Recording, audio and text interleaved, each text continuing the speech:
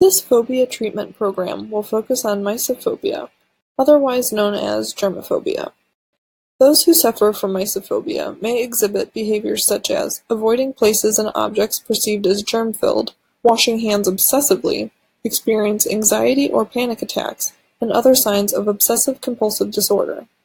In this VR world, the patient will be exposed to and encouraged to interact with objects that have been virtually depicted with bacteria, viruses, and other germs on surfaces and within the atmosphere. The goals of this treatment are, first, to reduce anxiety provoked by germs by using exposure therapy, and second, to reduce patients' hand-washing habits associated with mysophobia. The design of this treatment will specifically use a form of exposure therapy called Exposure and Response Prevention, or ERP.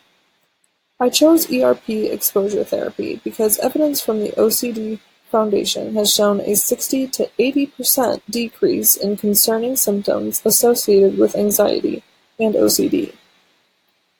First, as you have already seen, I have depicted microbes on common household areas and items such as handles, keyboards, and food.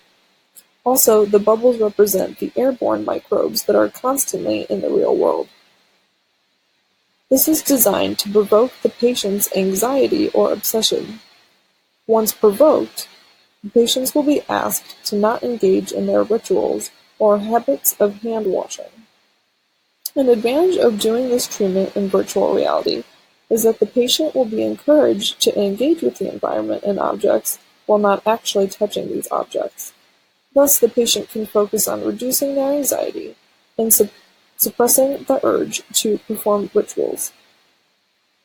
In addition, the environment becomes progressively more infested with microbes as the patient moves along. The final task will be to virtually put their hands in dirt and suppress the urge to wash their hands. Overall, the method of exposure and response prevention therapy, or ERP, has been successful in treating OCD patients. This is one example of how ERP can be applied using VR to treat mysophobia.